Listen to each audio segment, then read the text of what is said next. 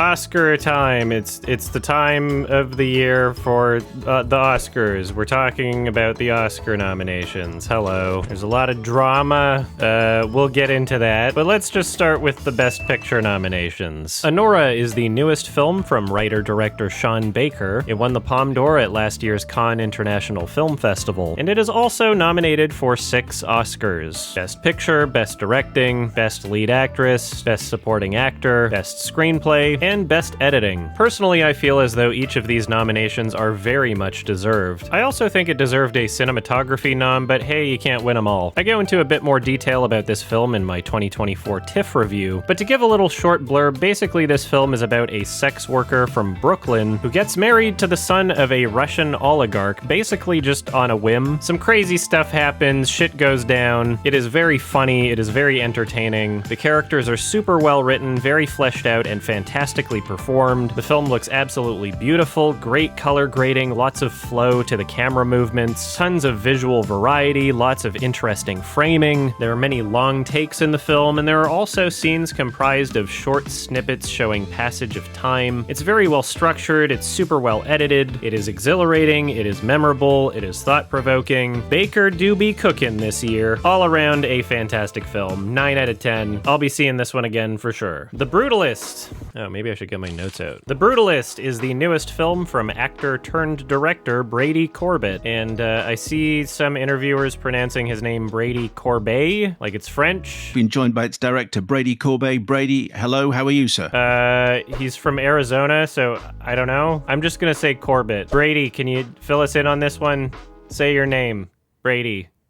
Brady! Short-haired Adam jump scare. Hello, I'm making a correction here because I found out that Brady Corbet does pronounce his own name that way. So even though he's from Arizona, that's how it's pronounced. Thank you to Reddit user Rayavjukuda for this clip. It's Brady Corbet? Corbet, the French pronunciation. Yes. Anyway, this film is nominated for 10 Oscars. Best Picture, Best Original Score, Directing, Leading Actor, Supporting Actress, Supporting Actor, Screenplay, Cinematography, Editing, and Production Design. Once again, every single nomination I feel is deserved. Now, I've had my eyes on Brady Corbet for quite a long time, well before he ever started directing anything. I've thoroughly enjoyed his performances, and as an actor, he's had a very solid filmography. 13, Mysterious Skin, Funny Games, Melancholia, Simon Killer, very underrated, I think. He was even in Force Majeure somehow. When he started directing features, I was very intrigued, although I can't say I connected with them immediately. The Childhood of a Leader was alright, I didn't really connect with it all that much, it was very forgettable for me. Vox Lux, starring Natalie Portman, was a thorough improvement for my tastes. It was very imperfect, but it was also incredibly bold and unique. I very much vibed what it was going for, despite general audiences not really seeming to like this one that much. So when The Brutalist came out, I was very excited to see it, but not 3 hours and 34 minutes excited to see it. There were only a couple screenings at TIFF, and if I went to either of those, I would have had to have missed 4 other movies I wanted to see. And by the time it was already getting buzz at Venice Film Festival, it was too late to change my mind. I was also very sick. I've been sick a lot lately. So yeah, I couldn't really watch it as early as I wanted to, but I still did manage to catch a 70mm screening. Now, the 3.5-hour runtime is understandably very intimidating for a lot of people, but honestly, this film was just so well-paced and interesting that it felt closer to 2 hours. At no point during the entire film did I feel compelled to check what time it was. I was just sucked into the movie. This is a film that presents itself with just such an incredible sense of confidence. It knows exactly what it is. It aims to be an important and memorable film, and it is exactly that. The score for this film is just so epic and emotional, and I absolutely love just how varied it is over the course of the film. The film looks absolutely beautiful, it was shot on film and had a budget of around $10 million, which is honestly insane considering both the length and just how good this film looks. The filmmaking is expressive, the camera work is motivated, the performances are all fantastic, and much of my entertainment for this film came from watching the interactions between these characters. Every single character in the film film feels like it adds to the experience of the movie. There's even a silent character that never really speaks, but despite that, she still has so much screen presence. Guy Pearce plays a very wealthy man, and his character is just so over the top. From the moment he's on screen, he is very funny and watchable. Adrien Brody plays an architect who fled to America after World War II, and the dynamics between these two characters are just so much fun to watch. Adrien Brody does a genuinely incredible job with his character. I'm really happy to see him in another role that actually lets his talents shine. It's been quite a while since we've seen one of those. There's just such a genuine feeling of authenticity that comes from watching his performance. It never feels like someone trying to act, and it's very easy to feel the emotions being shown by his character. This film has a fantastic sense of energy and continuity, and it showcases an impressive range of tone and emotion. It is fun, it is humorous, it is sad, it is distressing, it is exhilarating, it is intense, it is shocking, it is intriguing. There's a lot going for it, and it never feels stale despite its longer than average runtime. Also, massive props for having an intermission in this film. There's an actual 15-minute intermission. Why don't more long movies do this? Scorsese, what the fuck? Seriously. Not only is it a huge benefit for audience members who don't want to miss part of the film just because they have to go to the bathroom, but if you actually care about movie theaters, it's very good for them to have a section of the movie where people can go back to concession. That's where they make most of their money. And if you have a film that's already the length of 2 other movies anyway, it's probably a good idea to help out the theaters that are screening your film. It's a win-win for everybody. There's no downside to this. Scorsese, are you listening? Listen to me! Now, apparently a good amount of people were thrown off by the ending of this film. I'm not gonna spoil it. I thought it was great. Much like Vox Lux, there are some very interesting and super bold choices for the story in this film. I see what he's going for, I dig it, I fuck with it. I really love films that have me thinking about them after it's over. So keep at it, Brady. Keep making movies. Congratulations. I'm a Brady boy now. I'm part of the Brady bunch. And I'm giving this one a 9 out of 10. Oh yeah, I almost forgot. Some people are probably wondering my take on the Brutalist using AI. Basically, there are a couple moments in the film where Adrien Brody and Felicity Jones's characters are speaking in Hungarian, and even though they did work for months with a dialect coach to perfect their accents, there were still a few tweaks that they wanted to make in post to make the film feel authentic even for native Hungarian speakers. The film's editor, David Jancho, is Hungarian, and he told Red Shark News that they did try ADR to begin with, but when that wasn't working, they turned to the software. Quote, "We were very careful about keeping their performances. It's mainly just replacing letters here and there. You can do this in Pro Tools yourself, but we had so much dialogue in Hungarian that we really needed to speed up the process, otherwise we'd still be in post." The film also used AI to help generate some architectural drawings that appeared on the screen for maybe 4 seconds at the end of the film, but even those were just used as inspiration and redrawn by artists. And that's it. And when I say that's it, I mean, I actually thought there was more, but apparently there isn't.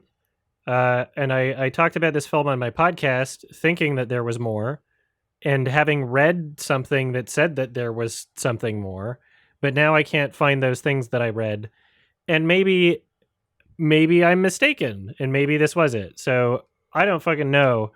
I'm sick, and my brain is not working properly. So I don't know what's going on, but I think that's it. Here's a quote from Brady. This seems to be it. Now, of course, people on the internet are blowing this way out of proportion. AI is quite the buzzword, and even though there are legitimate criticisms to bring up regarding the use of it in film, freaking out over this in particular just makes me feel as though people have lost the plot. This is a 3.5-hour-long movie shot on film, made for $10 million and filmed in about a month. The usage of AI in this film does not point towards the creators being lazy, and it's also not noticeable within the film. Some are even going as far as to say that Adrien Brody should not be nominated because some of the syllables of his performance were enhanced by AI for the sake of accuracy, just for the Hungarian parts. I honestly just don't see the difference between that and the wealth of other things that are done in post in every other movie, especially for audio. To seriously be suggesting this shows a fundamental lack of understanding as to how films are made. This is a terminally online thing. This is not a filmmaker's thing. He's gonna be fine. If he doesn't win, it's not gonna be because of this. I can very much understand that argument being made for the production design category, since you could argue that it didn't come from that person's mind initially. But personally, I feel as though the human element is very much still there. I sincerely doubt that the production designer just threw in the words cool looking building into Midjourney and then just traced it. Not only is there a human element in terms of deciding what ideas to generate from the software in the first place, but there is also a human element that goes into deciding what they ultimately use. The production designer has the final say on what things look like at the end of the day. Again, I can understand the criticisms. If you disagree, that's perfectly fine. Just try your best not to absolutely freak out about it. It's an interesting conversation, and I'm looking forward to seeing how it evolves over time. When it comes to Adrien Brody's performance, however, you can't seriously argue that some audio edits make it so that it's not his performance. To pretend as though that would make him not Oscar-worthy anymore, it just makes absolutely no sense. You have no idea how movies are made. You seriously don't think they used any auto-tune in the several singing performances this year? It's literally just a part of the process. Every single movie has post-production elements that help to perfect what's being shown on screen. This is especially true for audio, regardless of whether or not you were already aware of it. So yeah, in conclusion, I understand why it's controversial, but I think people are overreacting. AI is a tool. It can be used ethically or unethically. I fail to see how it was used unethically for this film. Thank you. A Complete Unknown, directed by James Mangold, is nominated for 8 Oscars. Best Picture, Best Sound, Best Directing, Best Lead Actor, Best Supporting Actress, Best Supporting Actor, Best Adapted Screenplay, and Best Costume Design. I don't really understand most of these nominations. The Academy loves biopics, I guess. Out of all of the Best Picture nominees, this is definitely the one that I was the least interested in seeing. I definitely enjoy the Bob Dylan music that I've heard, but I wouldn't consider myself to be a super fan or anything. The best parts of the movie is when they played music, and that was a good chunk of the film, and I love folk music, but I really don't love biopics. In terms of a narrative experience, I found it to be largely uninteresting. There's a good chunk of scenes where it seems like the only narrative goal was just to show him record a song that everyone's familiar with, like, yay, he's recording this song, and now, yay, he's recording this song also. This song you like, he's recording it. You can hear him sing it, and he's recording it now. This is the moment where he recorded it. It's very important because it's a song that you love and are familiar with already. And to be perfectly honest, Tim Cham's performance didn't exactly wow me. I honestly think I liked him better in Dune Part 2. Yeah, I don't have a lot to say about this movie. I could have easily just not watched it and imagined what I thought it would be and have the exact same experience. Not a huge fan of James Mangold as a director. He's fine, doesn't really have much of a style. He is very much a director for hire. And full disclosure, for this film, I did watch the Pinata cut, tortilla, if you will. And this is something that I haven't done since The Rise of Skywalker. It's not the ideal way to watch a movie, but for those of you who don't know, I am dealing with a chronic illness right now that is severely impacting my ability to work and my energy, and it's difficult to justify going out of the house to see a movie in a theater unless I know it's something that I'm actually looking forward to. And this one was really difficult to justify given the circumstances. So yeah, 5 out of 10, not offensive or anything, but very forgettable. Definitely not my thing. Perhaps if I had seen it in an actual theater, I would have given it a 6, but you can imagine that for yourself. It doesn't really matter. It's not my thing. Conclave is the newest film from director Edward Berger. This is the same director who previously directed the All Quiet on the Western Front remake in 2022. Conclave is nominated for 8 Oscars: Best Picture, Best Original Score, Best Lead Actor, Best Supporting Actress, Best Adapted Screenplay, Best Editing, Best Production Design, and Costume Design. And personally, I feel as though about half of these are completely undeserved. There was nothing special about the editing. I genuinely don't see what's so special about the screenplay. The music and how it was used in the film was pretty terrible, and all things considered, it doesn't really feel Best Picture quality to me. This is one of the most absolutely painfully boring movies I've seen in quite a long time. It's about them choosing a new pope, and they vote on the new pope, and there's some people that are like, I want to be the new pope, and then there's other people that go, I want to be the new pope, but then one of them's like, that guy's bad though, and then later they're like, but that guy's bad though, and then they vote, and then they talk more about who wants to be pope and who's bad. And I was waiting for a hook for the entire film. And the hook never came. I was waiting for something to be interesting at any point in the entire film. I'm not sure I could think of a more inconsequential concept. Like, does this matter? Who's Pope to anybody outside of Catholics? Oh no, we're gonna choose this guy to be the guy who says that I'm the most godly and you listen to me now. Good thing it's not the other guy. Who cares? Genuinely, who cares? I was recently watching a mini-series called The Young Pope by director Paulo Sorrentino, and what makes that show work for me is that there's an actual interesting character study there. It is uniquely and artistically presented. There are interesting creative choices to appreciate, but every single aspect of Conclave is just so fucking bland. Like, sure, there are some nice looking shots here and there that I'm sure were in the trailer. Yep, there it is at 1 minute and 42 seconds in the official trailer. That's a nice shot. Those happen every so often. But for every nice looking shot, there are more ugly shots. Some of the lighting choices in this film are genuinely baffling. There are some shots where it's actually difficult to pay attention to the characters within them. There's so much attention being placed on the background for seemingly no reason, and this might seem like some sort of meta-artistic choice if it were just consistent. Most of the movie is shot just fine, very inoffensive and unspecial. Some great-looking shots, some terrible-looking shots. It just feels really inconsistent. It doesn't feel like it has much of a voice. It doesn't feel like it has much of a vision, and this is made infinitely worse by the original score and especially how it's used within the film. There are seemingly random points in the film where we'll hear epic musical hits.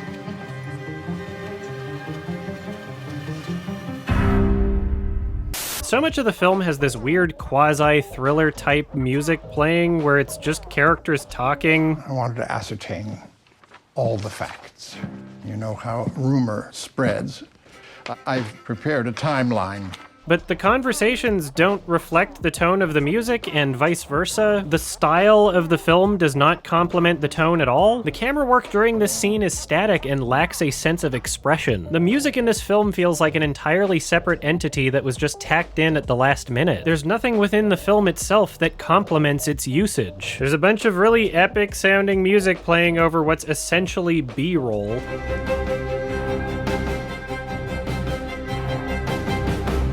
There is just so much insistence on the tone of this film, and it feels entirely undeserved and arbitrary. If you're gonna put that epic music in those shots, then why not this shot? At least there's actually some movement in this shot. It's kind of trying to do a Michael Bay thing almost. Would this not be a more appropriate point to add music, where the visual style of the film feels like it has a similar energy to the music? The conversations they're having are equally as consequential as the conversations they were having in those other scenes. It just feels absolutely pointless. It lacks a sense of vision. This is a boring-ass, dumbass, cynical, uninspired, forgettable, and disposable piece of Oscar bait trash. Not compelling, not interesting, absolutely worthless. 4 out of 10, never again. Dune Part 2 is nominated for 5 Oscars: Best Picture, Best Sound, Best Visual Effects, Best Cinematography, and Best Production Design. And sure, although I'm surprised to see a Best Picture nom for this, I don't mind it being there, and the other nominations are very deserved. I go into more detail about this film on my full review found here, but long story short, I found it to be a very nice improvement over Part 1. The visuals in this film are fantastic. The characters and performances are interesting. There were plenty of varied and memorable set pieces. There were action sequences in this film that actually felt epic, which is a crazy thing to say because so many people say that about so many films, and I find myself not agreeing with that word being used most of the time, but it was appropriate here. The characters and their goals were so much more fleshed out and interesting compared to Part 1. I actually felt invested in the world of this film, which was crazy because I wasn't very much in Part 1. The music was great, also a huge improvement over Part 1 personally. Sucks that the score was ineligible for the Oscars, but you know, whatever, I guess. Great sound design, great cinematography. I do have a few issues with this film, so if you want to hear those, just click on the other video. I go into a bit more detail, but yeah, overall, really enjoyed it. 7 out of 10. I'll probably see it again. All right, Emilia Pérez time. Yay. 13 Oscar nominations. Best Picture, Best International Feature, Best Makeup, Best Original Score, Best Original Song.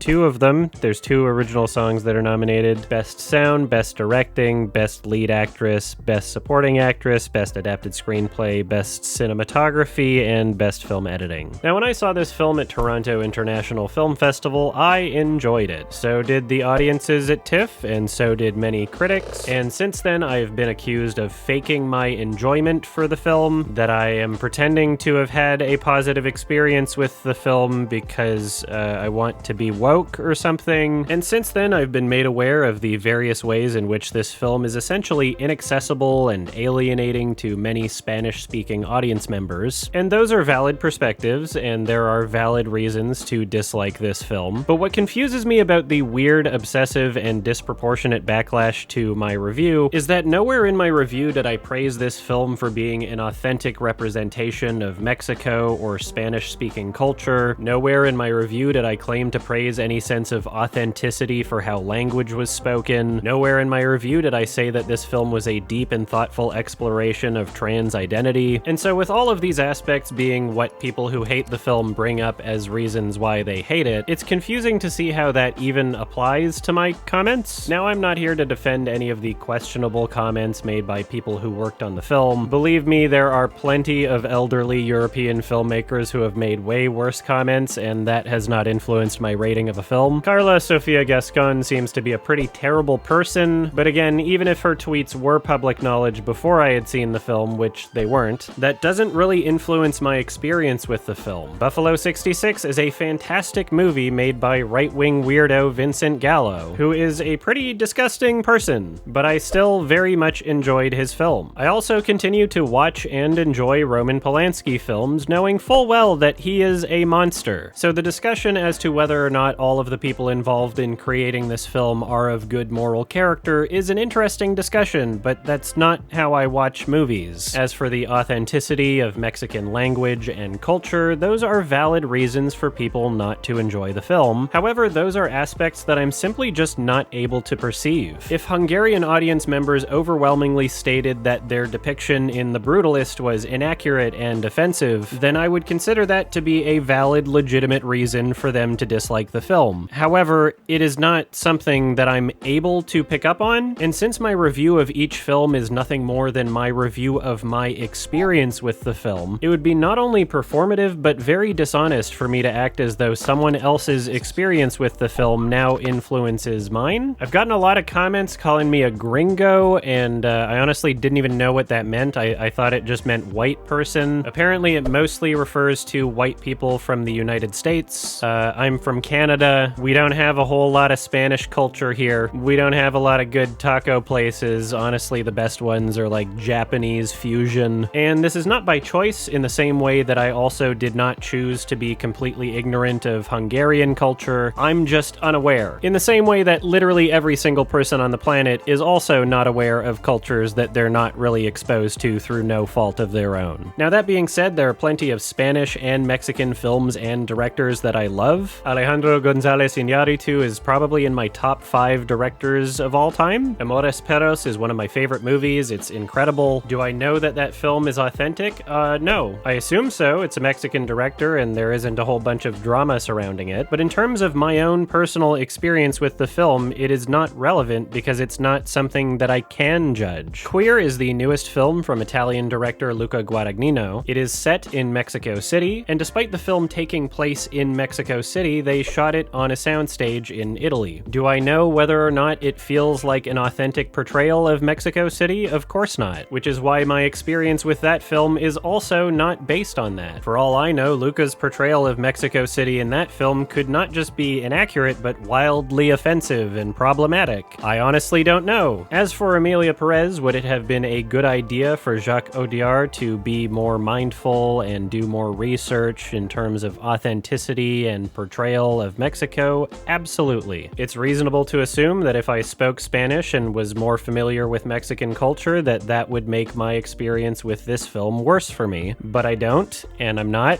so it didn't. But if a colorblind person enjoys a film with bad color grading, it would be very weird of me to expect them to change their perspective of the film based on my own. Without exception, every single person's experience with art is based off of their own experiences. So if a person with no understanding of physics enjoys the film Gravity by Alfonso Cuarón, that's fine. And if I complain about the physics in that film, it is me expressing why it bothered me, not why it should bother everyone else. A lot of the comments I've received about this film give me the impression that people think the job of a reviewer is to support their own opinions, that there is some sort of objective experience of a piece of art that all reviewers should be conforming to. And that's really sad because personally, I find a lot of value in hearing other perspectives. When I hear about the overwhelming sense of hatred towards this film, I find that interesting. I want to know more. I want to understand. But unfortunately, it feels as though most people do not have that sense of curiosity towards other experiences and perspectives. So to the many people who insist that anyone who enjoyed anything about this film must be lying, here's what I enjoyed. The film has a great sense of staging and choreography. The camera work is expressive and complimentary. They put a lot of thought and effort into how each space was used in the film and how characters moved within each space. The sound design in general is really fantastic with a lot of intelligent choices. There are many musicals that exist where when they sing the song, it sounds as though they just recorded it in a studio beforehand and then wound up lip-syncing to it in the film. But in this film, there is a thoughtful awareness of how sound is being used within the space being shown. When characters are singing in this film, their movement within the frame is expressed through the sound itself. Their distance and angle from the camera, whether or not they're facing the camera, whether their head is turned, whether their head is moving. These are all things that are not just shown, but heard. ¿Quién dime quién en México no los quería? Por favor, no es ningún cuento de hadas. There is a clear level of passion and expertise going into the sound design of this film, and I really loved it. Incredibly mixed, very well thought out. The sound design is filled with details that the overwhelming majority of films don't even consider. There are small details in the sound design that change with each location and even each cut. Me ocupé de todo. Bienvenida. Para servirla usted me caga. And they did a really fantastic job creating an actual space and soundscape that you can hear. Hello, I'm still sick, but I figured I would try to help illustrate my point by showcasing some other musicals from this year. And if you just listen with your headphones, you know, to the clips that I showed of Emilia Pérez versus something... It just sounds like they recorded it in a booth beforehand, right? You don't hear the space of the room that they're singing in. You don't hear the direction that they're singing in. And this is fine. Like, I like this movie. It's a good movie. It's going for something entirely different than Emilia Pérez is, obviously. It's all just, like, it's essentially just the same level. It's the same space in terms of the channels in the audio. Here's another example. Wicked is a musical that came out this year, and this one's particularly interesting because in the marketing, they advertise that they recorded all of the audio on set, or that they were actually singing on set. I'm not sure if the claim is literally every single sound you hear is one that was recorded. I don't think this was filmed like Dogma 95 style, if you know what that is. Anyway, they were actually singing on set, and my understanding is that most of what you hear in the vocal performances was recorded from a boom mic on set. However, in the final product, you still don't have that same level of detail as Emilia Pérez when it comes to the spacing, the environment, and what you can hear in terms of the channels. A girl who is so superior, shouldn't a girl who's so... It sounds the same in the shot behind her head as it does with this shot however many feet away with her facing the camera, right? Whereas a film like Emilia Pérez is like, oh no, we're actually going to translate the space that we're showing visually into audio form, right?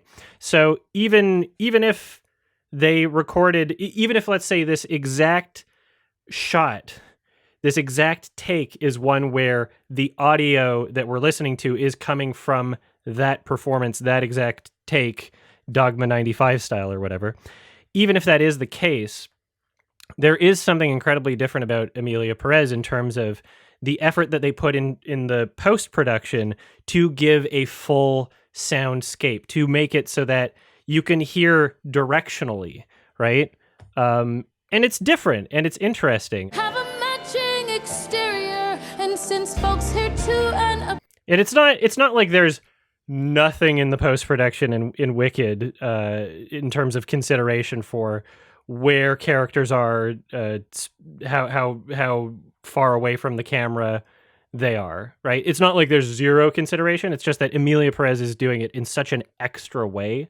Whereas this is a film where essentially every song that you hear as it's presented in the film is one that you're supposed to be able to listen to on Spotify or wherever and have it sound like a studio recording, like as if they were in a booth, which is really, it's not what Emilia Pérez is going for. Wicked is definitely going for something more traditional in that sense, but Emilia Pérez is doing something more weird, which I like. There's so much movement in the shot, but it's not reflected in the sound space, right? In the mixing process, it's not reflected. And that's fine. There's nothing wrong with that. And if you think that that's something that makes Emilia Pérez worse, if it's a decision that you don't like, that's fine. However, not only do I like that decision and find it interesting, but I also appreciate the amount of effort that went into making that decision fully realized. There's a lot of work and hard effort behind the scenes in the post-production, in the audio editing and mixing process to make something like that happen, to actually achieve that effect. Again, listen with headphones, compare these to the clips that I'm sharing of Emilia Pérez. It's a huge difference, and it's a noticeable effort. It's something that I find really cool. I don't think that that's an illegitimate thing to appreciate. Many of the songs themselves have a very full and fleshed out sense of instrumentation.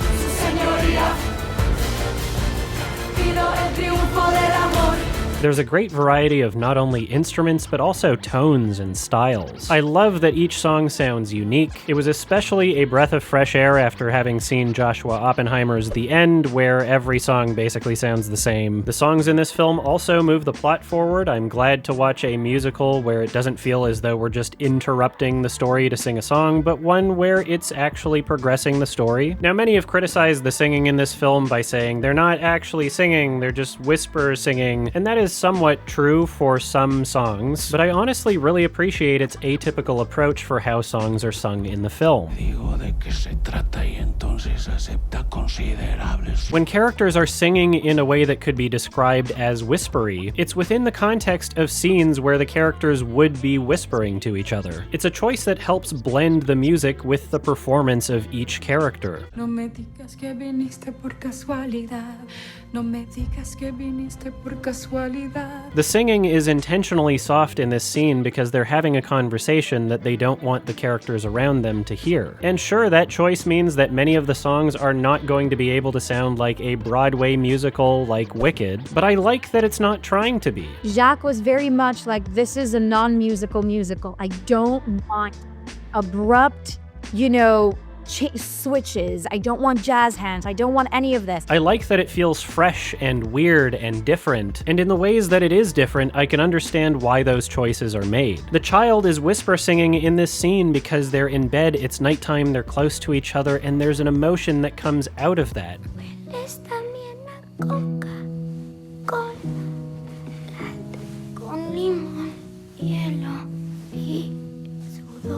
For me personally, it feels much more emotional for the child's voice to be breaking up during this scene, as opposed to a perfect, loud Broadway singing style. If this makes the song sound bad to you, that is a valid perspective, but it is not incorrect or even irrational for one to appreciate these choices and have a better viewing experience because of them. I like that Selena Gomez continues to sing muffled into a pillow. I like that Zoe Saldana's singing gets interrupted by walking into a door.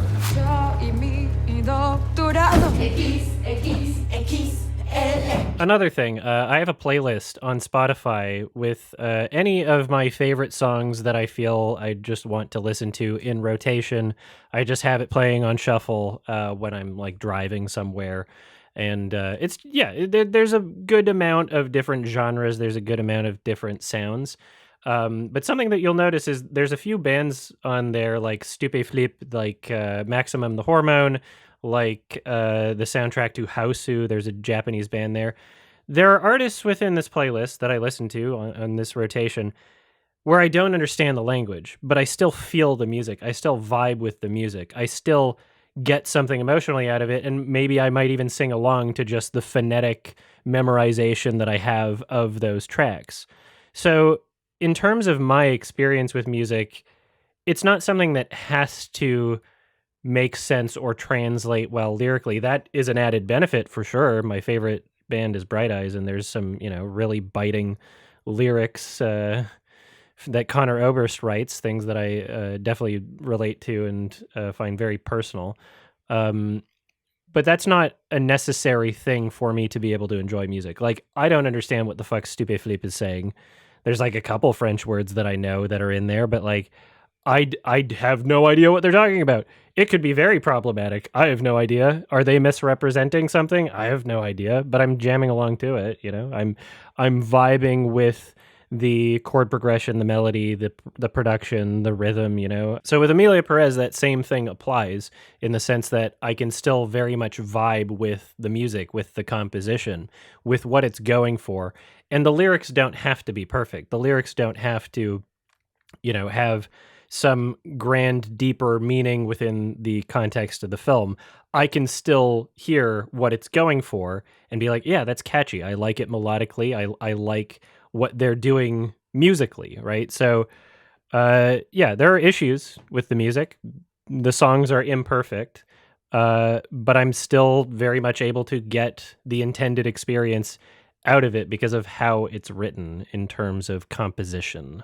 The only songs in the film that I don't really care for are honestly just the two that are nominated. In terms of composition, they sound pretty boring to me, and even in the context of the film, they don't really add a whole lot to the story or experience. And sure, the other songs in the film are not flawless. The start of the Doctor song is a little difficult to get into, not really a fan of his singing. I fight and fix will never stop the war. But once Zoe Saldana's character joins in, I do really like the melody and instrumentation. If you had seen what he has shown to me, you'd be a better man. Even the Penis to Vagina song is one that I find enjoyable because it's stupid and silly. And you may not agree with this, but I think it's pretty clear that the film also thinks it's stupid and silly. The tone of the music, the over-exaggerated nature of their performances, Man to woman, from penis to vagina. The clearly absurdist nature towards the design of the space and the conversation they're having, the shit-eating grin expressions of the actors as they're literally singing vaginoplasty to the camera. To me, these are all very clear cues that this song is not supposed to be taken seriously. They're having a bit of a laugh, they're having a bit of a giggle. To me, it feels pretty intentionally shitposty and not meant to be taken very seriously at all, so it is a little confusing to see people reacting so seriously to this scene. And while we're on the subject of intent, I think it's worth talking about how the trans character was portrayed in this film. There are many criticisms I see online saying that it's bad representation, and that they don't like that the film glorifies her despite her being a cartel leader. Many watch this film and feel as though it's pretending as though she's supposed to be absolved of all criticism, that her past is magically washed away, and that she's a good person because she transitioned. And I gotta say, I did not get that out of the movie at all. I don't know if we're just conditioned at this point to assume that if a trans character appears in a film that they must be portrayed as a good person, but I thought it was pretty clear that the film was presented in a way that allows you to make up your own mind about the character, and that if anything, the film is leaning more toward her being sinister and manipulative and untrustworthy. One of the major contentions that Zoe Saldana's character has towards Emilia Pérez is that she used dirty money to fund her nonprofit organization. Even after she's transitioned, she's using her previous cartel connections in ways that Zoe Saldana's character finds to be unethical, not to mention her manipulating her family and lying to them, trying to selfishly force her way back into their lives while they think she's dead. She straight up physically assaults and threatens Selena Gomez's character. And when we focus in on Emilia at the end of this scene, the tone of the music has a very intentional, sinister quality to it.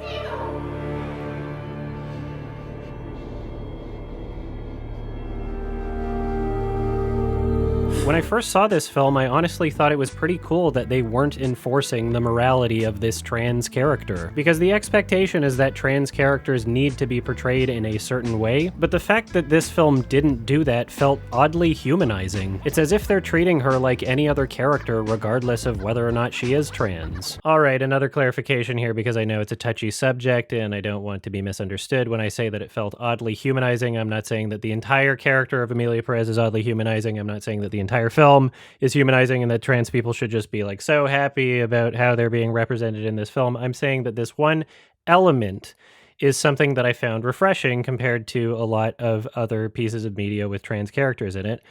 Here's a clip from Jesse Gender's video to help me illustrate this point. But I also believe that the impulse to completely avoid any hint of these stereotypes, to never show trans people as violent or problematic, often swings too far the other way, leading to overcorrections where trans characters are only depicted as squeaky clean heroes. And these portrayals, while well-meaning, often feel shallow.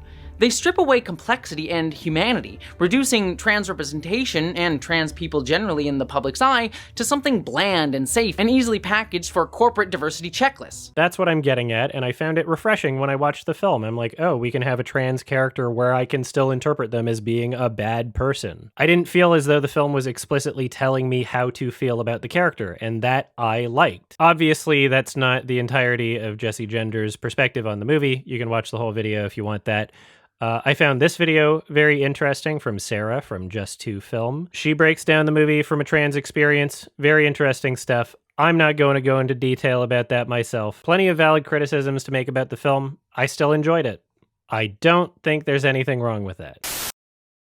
Some people have argued that the characters at the end of the film marching in her honor is the film endorsing Emilia Pérez's character, that this in of itself means that the film is saying that you should think that she's a moral, good character. But again, I did not get that at all. These are characters that didn't know she was a cartel leader. They have no idea. They saw her public persona and it was a dishonest image. I really do not agree that this is the film endorsing her reality and imposing that on the audience. Once again, part of what I appreciate is that it's not explicitly telling you how to feel about her. I also never got the impression that this was an agenda-driven movie. I never got the impression watching the film that Jacques Audiard was trying to make some sort of deep commentary on Mexico. From watching the film, it just felt as though he chose the setting because he wanted to tell a story about a cartel leader that transitions. He found that scenario interesting and he wanted to explore potential dramas that could come from it. In an interview for Deadline, he says, "Well, I've never claimed that I wanted to make a realistic work. If I wanted to make a work that was particularly documented, then I would do a documentary, but then there would be no singing and dancing. This is an opera, not a criticism of anything about Mexico." Now, whether or not you want to interpret that statement charitably is up to you, and it is a perfectly valid perspective to say that regardless of his intentions, he should have portrayed the culture more accurately. As for me, this film was so wacky and weird that this was my assumption of his intent before this interview ever came out. Perhaps this film would have been better if it opened up with a title saying, "This is an alternate universe Mexico," or "This is Mexico 10 years into the future and things are very different now," or "This is a place inspired by Mexico kind of, but don't expect it to be exactly like Mexico." Basically what Xavier Dolan did at the beginning of his film Mommy. Who knows? And honestly, it's weird that I even have to say this, but no, me describing my feelings is not me telling you that you should also feel those same things. Me describing my interpretation is not me telling you that that's how you should interpret it. This is me talking about my experience with the film. If you felt something different, that is also valid. Weird that I have to say that. Now, even though I enjoyed quite a lot of things about this film, overall, it is not a perfect experience. There's a good chunk about 2/3 into the movie that I found to be slow and uninteresting. Easily could have been cut out, in my opinion. The editing in this scene was a little much for me. Felt like it was going into 24 meets Ang Lee's Hulk territory. And even as someone who doesn't understand Spanish or Mexican culture, Selena Gomez's character did stick out quite a bit. Her performance is probably the weakest, but from what I can tell through my limited experience, Zoe Saldana did a really great job with what she was given. As far as the nominations are concerned, Best Picture, Best International Feature, Makeup and Hairstyling, sure. Original Score, Original Songs, why not, I guess. It's not like that category has a lot of great stuff in it every year anyway. Best Sound, I think that nomination is deserved. Best Directing, I don't know, I guess it depends on which qualities of his directing you appreciate. Best actress for Carla, no opinion, really. Supporting actress for Zoe? Yeah, honestly. Adapted screenplay? Probably not. Cinematography? Sure. Editing? Sure.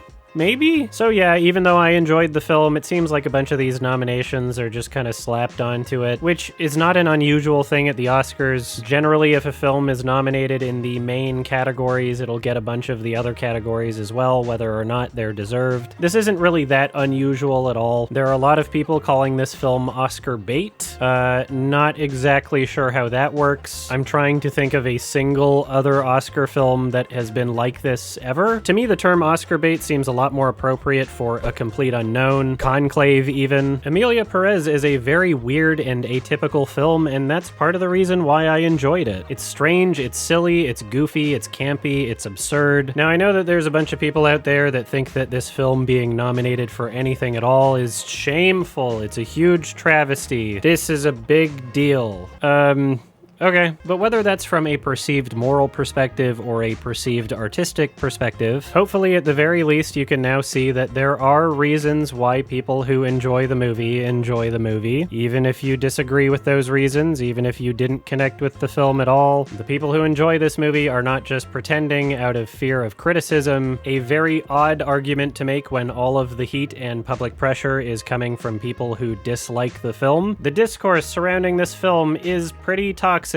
Do not gaslight me and pretend that it's not. It is not normal. You're being weird. I've now received countless comments saying that me having enjoyed this film automatically discredits me as a reviewer, as an artist, as a musician. Basically, I used to have credibility, but because I liked Emilia Pérez, now I don't. That's the argument, I guess. And if you sincerely believe that and you're not just being weird and performative, then power to you, I guess. And I completely expect that you will be consistent in your beliefs. Emily Blunt loved the film and she loved Zoe Saldana's performance, but I guess that means she's not an actor anymore. I don't know that I've seen something for so long that blew my hair back like the incredible Emilia Pérez. Discredited, not an artist, she doesn't know what she's talking about, can't trust her in movies ever again. She was always a bad actor, I guess. Mark Kermode loved the film too. I guess he's not a real critic anymore. You know how he just gets paid for his opinions all the time? It is really quite breathtaking feat. He doesn't know what he's talking about. No more credibility for Mark Kermode. Done. Director Michael Mann absolutely loved this film. He called it a contemporary masterpiece, and therefore Heat is now a bad movie. Collateral, also a bad movie now. No credibility. He liked Emilia Pérez. Sorry.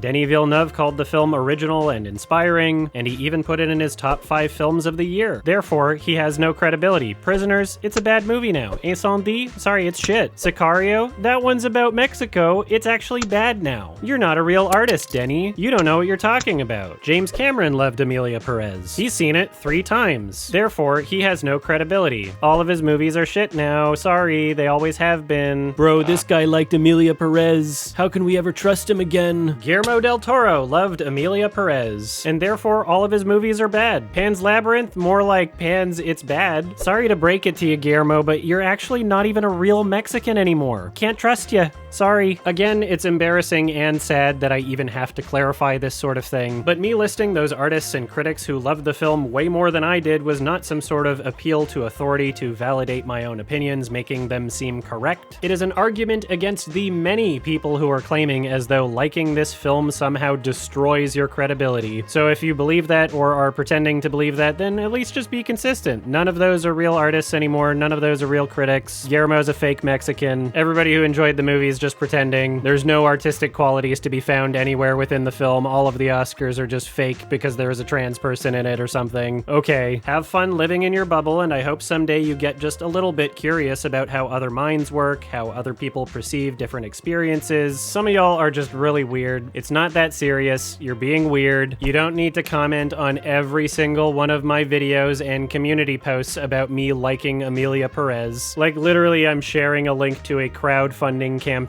for a film from people that I like. Nah, man, you sincerely liked Emilia Pérez. Your taste is seriously compromised at this point. Okay? It's so weird. Guys, are we serious? Oh my god. There's more.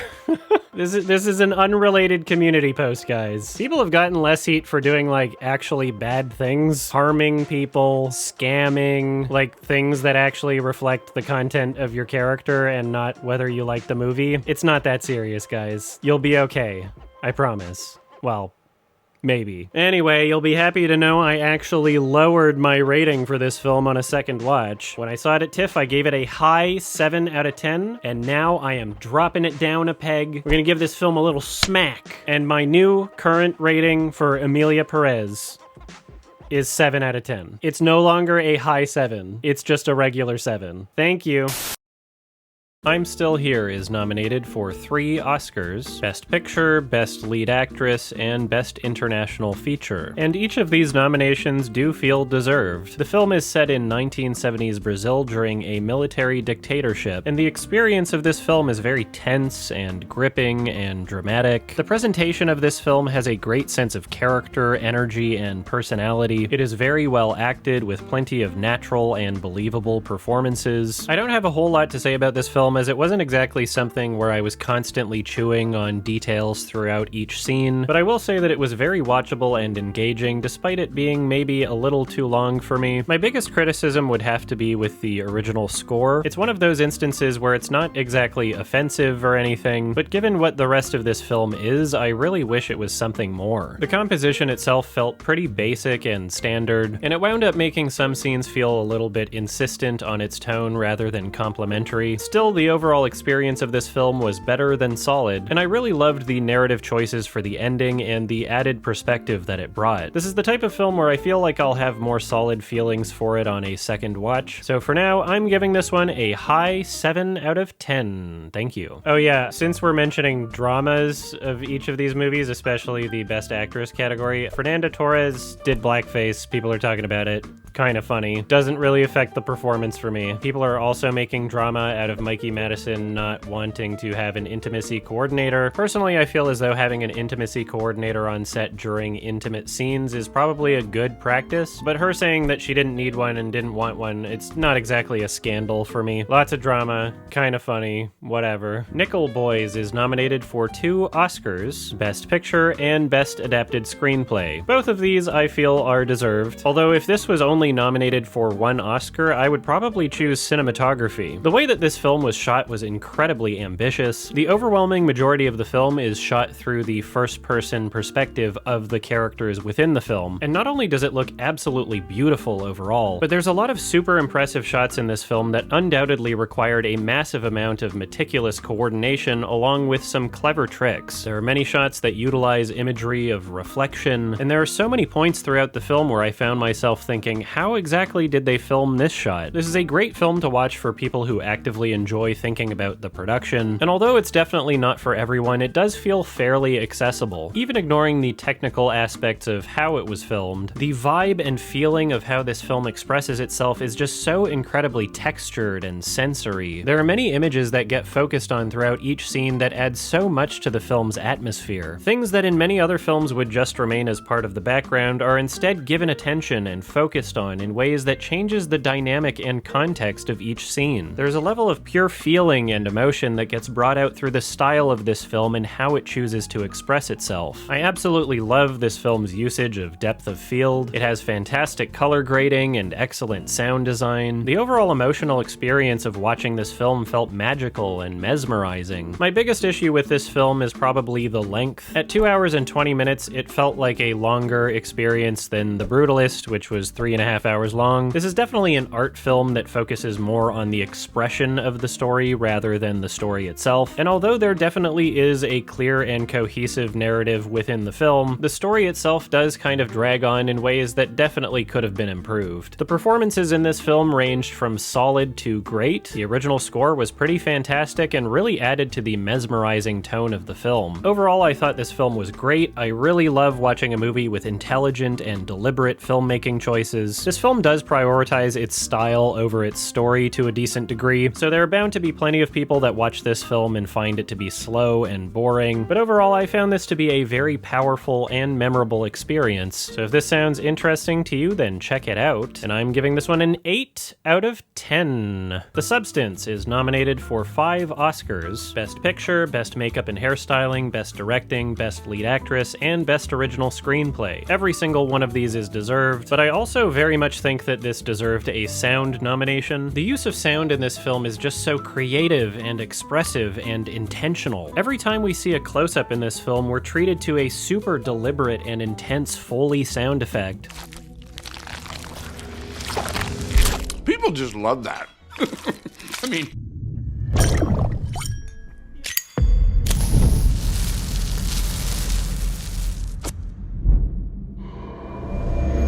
The sound design in this film is striking and auditorily graphic. This film absolutely deserved a sound nomination, so it sucks that it didn't get one, but at the same time, I'm really happy that it got the other 5. Horror films are often overlooked at the Oscars, so I'm glad that this one got so much recognition. Now, I've already reviewed this film in my TIFF 2024 video, but here's a little summary of my thoughts. Essentially, this is a Black Mirror-ish body horror type concept that is very thoroughly fleshed out and explored. It is very inspired, and it wears these inspirations on its sleeve, but it is so well executed and exhilarating that it not only feels like a better version of its inspirations, but it simultaneously manages to feel like its own unique thing. I know I say this a lot, but I absolutely love watching a film with so much intent behind it. This is very clearly a film made by an artist that not only has something to say, but actually has a strong vision for how they want to say it. You can tell by watching the film just how much effort went into the planning and storyboarding. It is a film that you can see the passion and love for filmmaking within the film itself. I love the way that this film was shot. It's got a great variety of lenses and framing. Every single shot feels so deliberate, and it never feels stale at any point. I absolutely love the effects work. There's a lot of great gore in this film. There's also plenty of personality in the production design. The original score is great and adds a lot to the fun energy of the film. I love how crazy and wild and ambitious this film is. There are very few films that are this over the top and this well made. It is bold, it is confident, it is absolutely bonkers. I love this movie. I could watch it at any point. I've seen it twice. I could watch it a third time right now. Love it. On my first watch, I gave it a 9, and now that I've seen the film twice, I'm giving this one a 10 out of 10. Also, side note, I changed the Brutalist to a 10. I didn't see that one a second time yet, but I had some more time to think about it, and I talked about it on my podcast, Sardonicast. We got 2 10s. It's crazy. Wicked is nominated for 10 Oscars: Best Picture, Best Makeup and Hairstyling, Best Original Score, Best Sound, Best Visual Effects, Best Lead Actress, Best Supporting Actress, Best Editing, Best Production Design, and Best Costume Design. Does it deserve any of these? I don't know. No strong opinions, I guess. The production design was impressive. That's one. Now, I'm not exactly a fan of director John M. Chu. Most of his movies are genuinely awful, and even though this film was not exactly my type of thing, this is the best looking and best directed film I've seen from him. I was honestly surprised that my experience watching this wasn't absolutely terrible. There was actually a lot about how this film was directed that was pretty impressive. It was very well coordinated, especially given how huge of a production this was. There were some cool transitions, there were some fun single take oneers. I was actually very pleasantly surprised to see him treat this project with a notable sense of passion. Overall, this is a well shot movie, even if it doesn't look great the entire time. It is unfortunately pretty distracting whenever we see shots that are mostly CG. The monkey bird things don't look great. A lot of shots with them in it feel pretty fake. And with the rest of the film feeling pretty visually consistent, the fake looking shots are very distracting. Now, I didn't even know that Wicked was a thing before this movie came out. It's apparently a Broadway musical. I was completely unaware. And the film itself very much feels like a Broadway musical. The songs in this film are big and loud and long, and there's a lot of them. Each of the songs in this film are catchy, and I found myself toe tapping to a few of them, and the songs really seem to be the film's focus, which is understandable because it is a Broadway musical film, but holy fuck, with a runtime of almost 3 hours, I found myself getting very anxious and frustrated with just how slowly the plot was moving. And this is a part 1, something that they probably should have told us in the title, but they wanted to trick people. Now, I know absolutely nothing about the original Broadway musical, but watching this this film, it really feels like the plot was stretched out just so they could have it in 2 parts. By the end of the movie, the entire story feels like it could have taken place over the course of 30 minutes. Like, yeah, the songs are good, but they're not my favorite thing in the world or anything, so I really needed something else. I really needed to feel as though things were moving forward faster than a snail's pace. I'll probably wind up watching the second film at some point. I assume it will also be nominated for at least a few Oscars, but otherwise it's not really my thing. Since this got a sound nomination, I should point out the egregious use of stock sound effects throughout the entire film. The wise ones left a prophecy.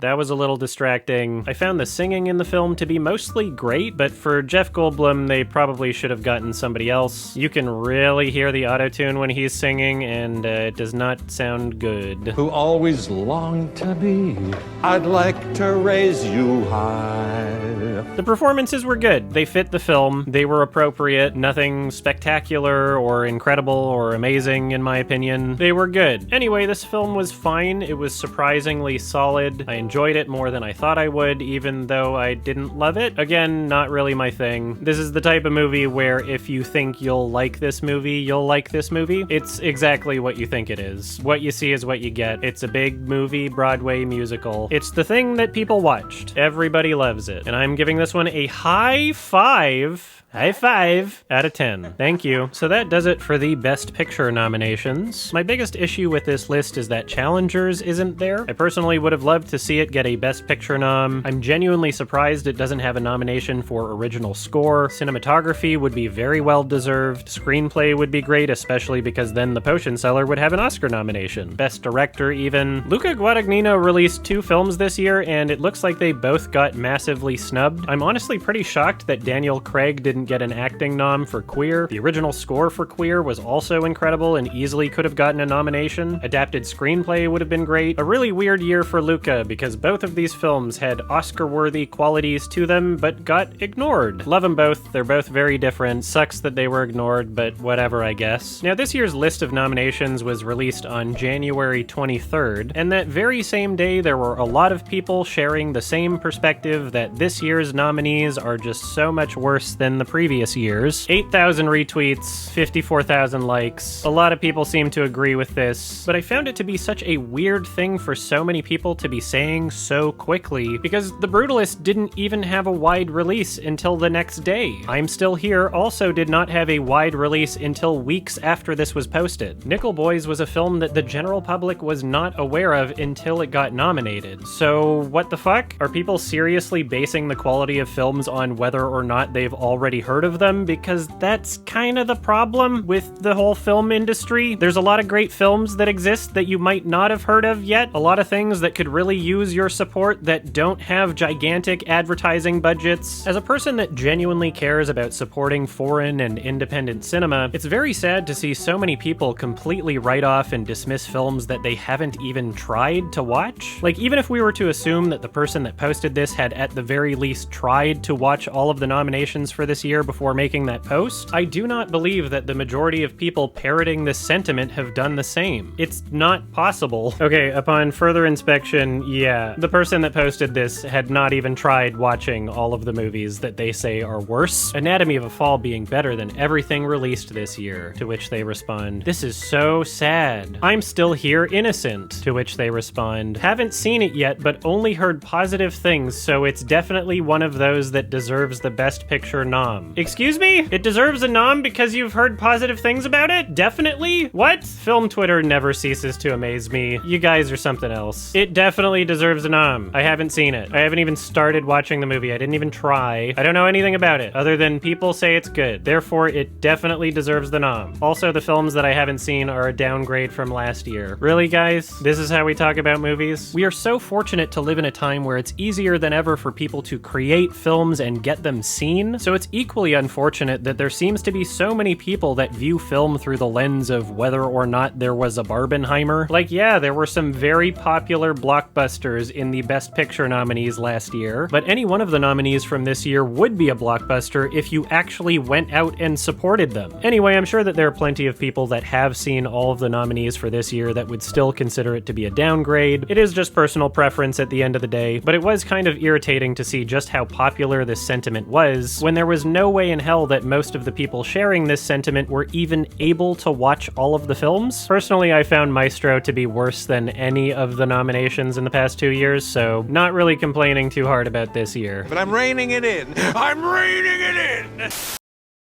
Alright, now I'm going to talk about some of the other categories. This might sound like a bit of a speedrun type review for a bunch of these, but I've been sick and I haven't had a lot of time, so I'm using my energy where I can, and this is what things are like this year. For the animated feature film category, first we have Flow. It is nominated for Best Animated Feature and also Best International Feature Film. That one's a little bit confusing to me because there's no dialogue in the film anyway, so if international just means from a different country that's not the United States and it doesn't really have to be a foreign language film, then we might as well also be putting British movies in the international feature category. According to the official rules, the films in the international feature category have to be in a language other than English, but it wasn't. There was no language, unless it's like cat and dog is the language other than English. Like, there are animal noises in the film. Don't get me wrong, I really enjoyed this movie. It's great. It's just weird that it's taking up a spot in the international feature category. I don't know. This film was very cute. It was very exhilarating. It had a good score, really great Foley and sound design throughout. There's great use of atmospheric sound design, like wind moving through the trees or birds in the background. There are aspects to the animation in this film that give me the impression that it wasn't exactly a super high budget animated film, and that is perfectly okay. They definitely save some money by having simplified textures, but it feels stylistic enough that it adds to the film's identity and personality. I like that it doesn't look like a Pixar movie. I like that it looks like more or less its own thing. Now, that being said, there is some noticeably imperfect animation when it comes to the character movement in this film. It happens here and there. It's not distracting throughout, but it was something that could have been improved for sure. Still, this film more than makes up for it with its color and lighting choices, the camera movements, the framing. It all feels very inspired. And there are several shots in this film that are just jaw-droppingly beautiful. There are several points where the imagery and the lighting is just so right. The atmosphere was super memorable, and I really love the world that they created. Now, if you just watch films and don't really play many video games, then you might not make this connection, but this film feels very inspired by Team Ico games. Team Ico is the game studio responsible for Ico, Shadow of the Colossus, and The Last Guardian, and there's quite a lot in terms of tone, vibes, aesthetic, and even architecture that feels very much like we're just watching a movie version of a Team Ico game, and that's not necessarily a bad thing. I mean, I personally love Team Ico games, so it's nice to basically see a movie version of those things. My biggest issue with this film would probably be that it does feel manipulative at times. There's a lot of really cheap, clunky fake outs. There are a lot of ridiculous moments that feel more concerned with implying an emotion rather than earning it. Still, despite this film feeling very clunky at points, I still loved it overall. It has a lot of heart, and it is overall a very nice experience. So if you haven't seen this, then please check it out. I give this one a solid 7 out of 10. Thank you. Inside Out 2 is also nominated for Best Animated Feature Film. The movie made over $1 billion. A lot of people said that it was bringing back the in-person cinema experience. It was a gigantic piece of shit. It's basically the same as the first movie, but way worse. Lazier writing, less of a purpose for existing, less stakes, no real stakes, actually. None at all. Just a lot of annoying characters that don't need to be there. We've doubled the amount of emotions, everybody. There's new emotions that were never there before the age of 13, but now that Riley turned 13, there's new emotions. Riley had not experienced envy before this point. There was never any point in Riley's life where she looked at someone and was like, I want that, or I wish I could have that. That was not a thing before the age of 13. There's nothing nothing impressive about the animation. It looks exactly the same as the other movie from, what, 10 years ago? At the very least, in Pixar films like Toy Story 4, there are moments where I'm like, oh wow, you're actually pushing animation to its limits. You're showing off new technology. Like, holy fuck, those mud physics, the water, Toy Story 4 had some stuff to look at where I was actually impressed, even if the story sucked. This does not have that. There were no funny jokes the entire film. Everything was just a really lame pun.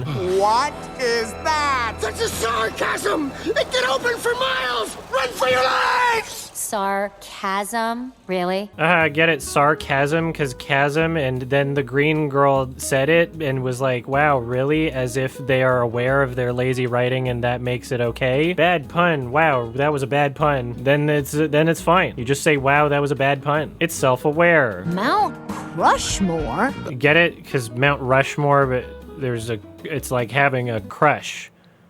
Crushmore is the joke. Oh no! It's a brainstorm! Get it, a brainstorm, because that's the word that you use when you try to think about something, and then they were like, what if the word storm was taken literally and we put that in a movie? That's funny. Like, it's so lame. It is almost the caliber of writing as Elemental, which was probably the worst Pixar movie I've seen ever. Half of the characters' voices are different because the actors wanted to be paid money, and Disney was like, no, we want that money. We fire you now because the kids won't notice. Which reminds me of decisions that you would make if this were straight to DVD or straight to streaming now. This entire film feels like a straight to Disney Plus movie. Every single aspect, the caliber of the writing, it's all so fucking lazy. You're never lost if you're having fun. No one is having fun, Joy. Oh, come on. Look at Sadness. She's having a great time. Haha, it's funny because she was like, Sadness is having a great time, but she's actually sad because she's Sadness. What the hell? What am I supposed to get out of this? The entire concept of this movie is about Riley's character, right? The whole thing's happening in her brain, but it never feels like Riley's character was explored at any point. Oh, the cool kids, I want to fit in with them, but my friends are lame, so I have to pretend I'm not friends with them to make the cool kids think I'm cool, and then at the end I go, oops, my bad, I learned a lesson. That's it. And the stakes were just hockey camp. Those were the stakes. Oh yeah, they also saved the day by hugging. They apparently didn't need to be fucking with the control panel. All they had to do was hug the sense of self and that's it. Yay, true love or something. I don't know, whatever. Fuck it. We're going straight to digital. Who cares? It got released in theaters and it made $1 billion.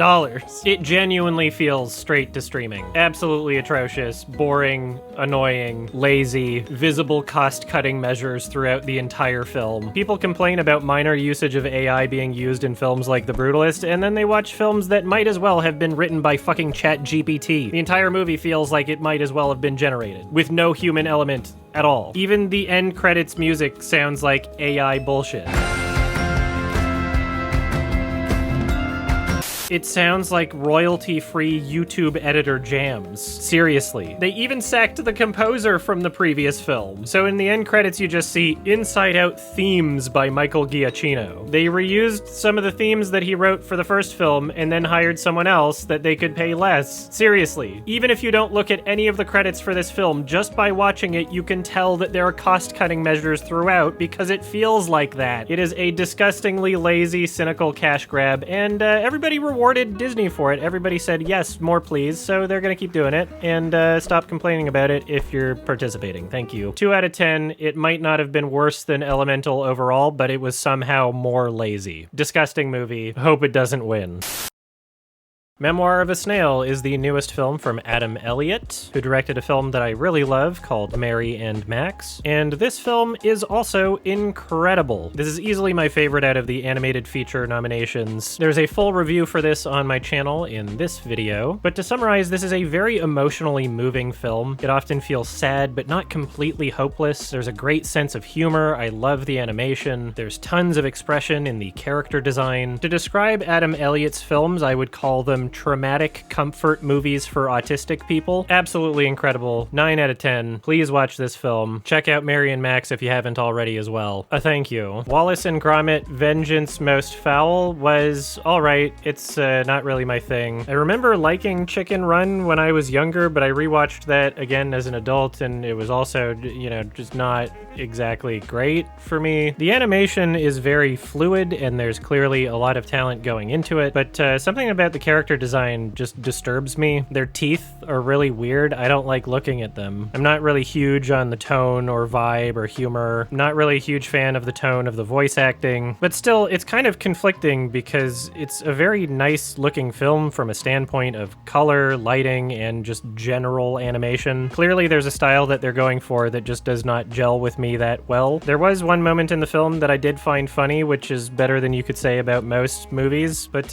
yeah, even though I don't hate this film, I just feel very ambivalent towards everything that's happening. I don't really like Wallace. I'm never rooting for him. All of the wackiness in the film feels pretty tame. Story-wise, it feels more like a short than a feature. In terms of my experience, it was pretty basic. I spent a good chunk of it wishing that I was watching Panique au Village instead, a town called Panic. The level of wackiness in that film is more my vibe. Anyway, yeah, this film is inoffensive. I can see why people like it. There are things I appreciated, but just not something I would ever really want to watch. I'm gonna be nice. I'm giving this a low 6, okay? That I'm being very nice to this film that is well made, but clearly not for me, and I'm giving it a low 6 out of 10 because I'm nice. Thank you. The Wild Robot is nominated for 3 Oscars for some reason. Original Score and Best Sound and Best Animated Feature. I'm not surprised by the Best Animated Feature nomination. The sound design wasn't bad, but it definitely wasn't top 5 of the year for me, for sure. There are plenty of really easy picks the Academy could have made to include instead of this film. The Substance, Nosferatu, those would be very easy choices. Original Score, again, didn't love it. Felt really manipulative pretty much the entire time. Perhaps the score was nominated because it was doing most of the lifting throughout the entire film. The animation in this film looked nice. I appreciate that it went for having a kind of style. But the writing in this film is just so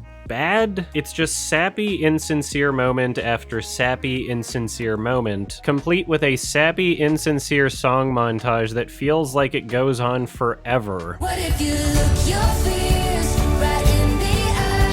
There's nothing he can do that you can't. Sky. Look your fears right in. You're flying. Wow, the duck is learning how to fly, and the lyrics are talking about flying. This is just like the Legend of the Guardians Owls of Ga'Hoole. Some of the conflicts and resolutions are just so lazy. Oh, we're all warm in here, but let's hate each other now because we're different animals. We're all angry. Oh wait, there's an inspiring speech. Thank you for the inspiring speech. We're all chill together now. It's over. Very inspiring and emotional, very sincere. Definitely not paint by numbers. Definitely earned. Wah, I'm a sad robot. Wally's better. Wally did the sad robot thing better. It's not even really a sad robot. It's just sad sometimes. It feels so insincere. It feels so manipulative. I'd rather be watching Wally, for sure. Different movies, I know. This is just offering nothing. I somehow finished this film. It took me 3 different attempts to get through the entire thing. Everyone's voice is annoying. The dialogue is really lame. Everything that happens is really lame. Oh, and True Love saves the day. You know, just a hug. I love you too. What? Yep, your hug bypassed all of the physical, electrical things that were preventing me from being conscious. They cut my power, but I still heard you because I was listening with a different part of myself.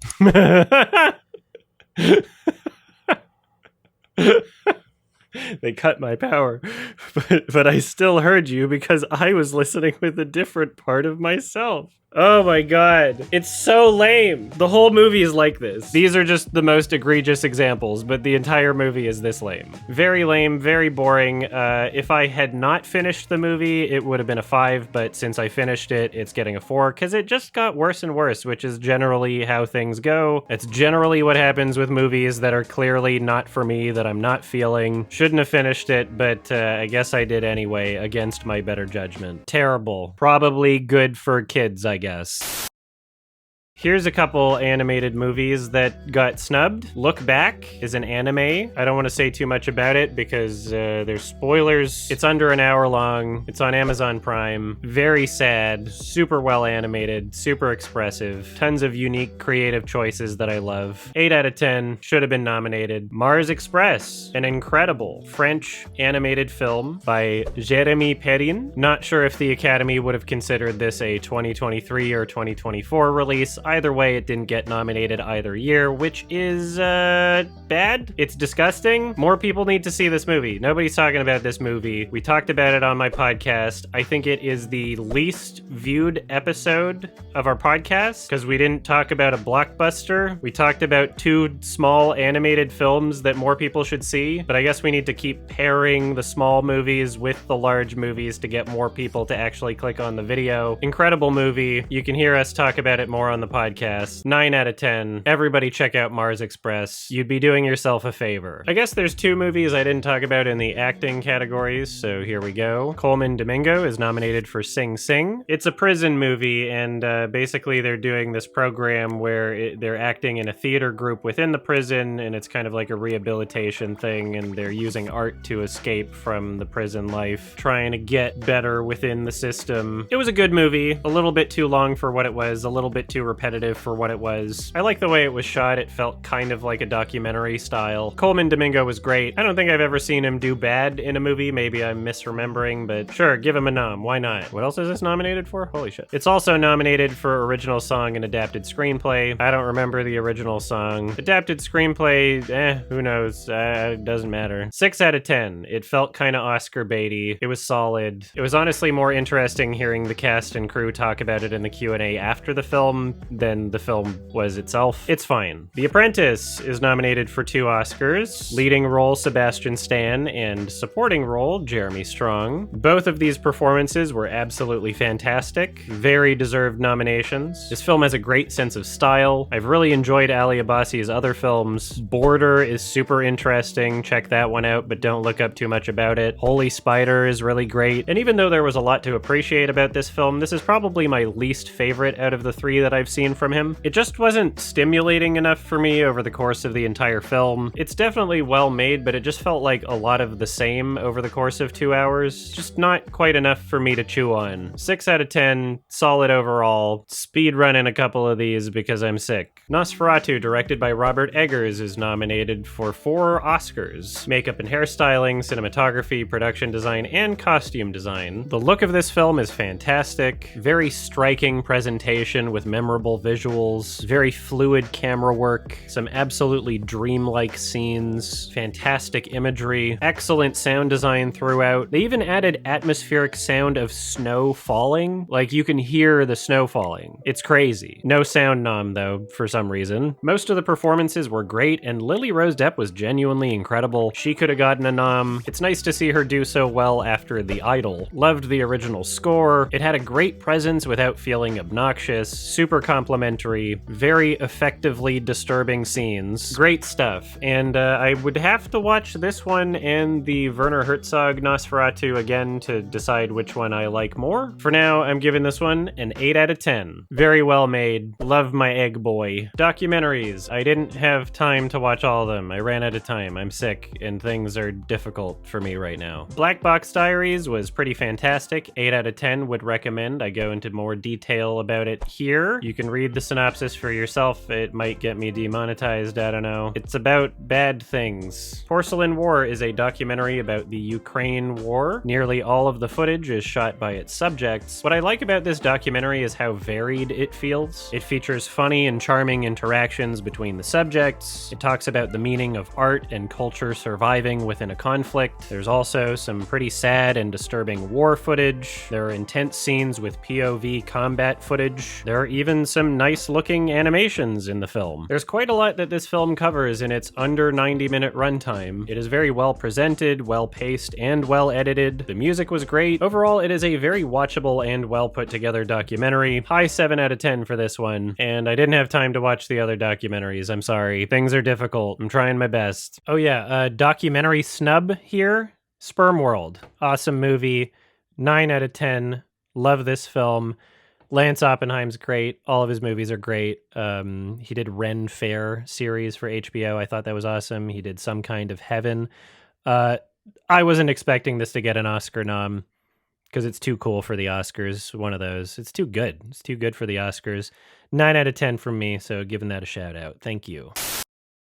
A Real Pain is written and directed by Jesse Eisenberg. It has a writing nomination for Best Original Screenplay, and it also has a performance nomination for Kieran Culkin in the supporting role. Some people are arguing that this should be in the lead role. I have no idea. Is this an Oscar-worthy film? For me, not really. It was nice, inoffensive, decent, chuckle-worthy at points, kinda basic. Kieran was great, but honestly, every single other nominee in that category I would prefer to win. It's like a buddy comedy, kind of. It goes for more of a sentimental vibe. Again, speedrunning this shit because I'm sick. We ran out of time, I'm sorry. High 6 out of 10. It was good, not great. International feature. The Girl with the Needle is Denmark's submission. This is set in 1919 Copenhagen. A pregnant woman encounters various struggles as her husband returns from the war disfigured. I don't know how to describe the rest of the plot of this film. It's something that you should just experience for yourself. It is very disturbing though. That's a warning. It's definitely one of the most disturbing films of the year. Very nightmarish, terrifying tone at points. Very interesting musical score. Very different. I love how it changes and evolves throughout the entire film. It is super well shot throughout, and honestly, this could have had a cinematography nom. Great makeup, great design choices, great performances, great sound design, very compelling narrative, super engaging. It is interesting and unnerving and captivating. Very well paced. The runtime was just flying by for me on this one. Very weird, very unique, very interesting choices. It is daring, it is different. 8 out of 10. I would recommend this unless you're easily disturbed and don't like to watch disturbing movies because this is very disturbing. Great stuff. The Seed of the Sacred Fig is Germany's submission, even though this is mostly an Iranian film because it is very critical of Iran. The actors who participated in this film had to flee the country. I go into more detail about this in my 2024 TIFF review, but to summarize, this is a very well-told story with interesting characters and dynamics. It is dramatic, it is exhilarating, very well-paced, very well presented with great production value. My biggest problem is that they goofed up the ending. It's a film that feels very reserved and mature up until the last 20 minutes, and then it turns into some weird Benny Hill shit, almost slapsticky. It was a little difficult to take seriously. They fucked up the ending. Still, 7 out of 10. Would recommend it. Check it out. A Different Man is nominated for makeup and hairstyling. The film stars Sebastian Stan, who was nominated for The Apprentice, but might as well have been nominated for this also. He was absolutely fantastic. He was probably better in this than The Apprentice, and both were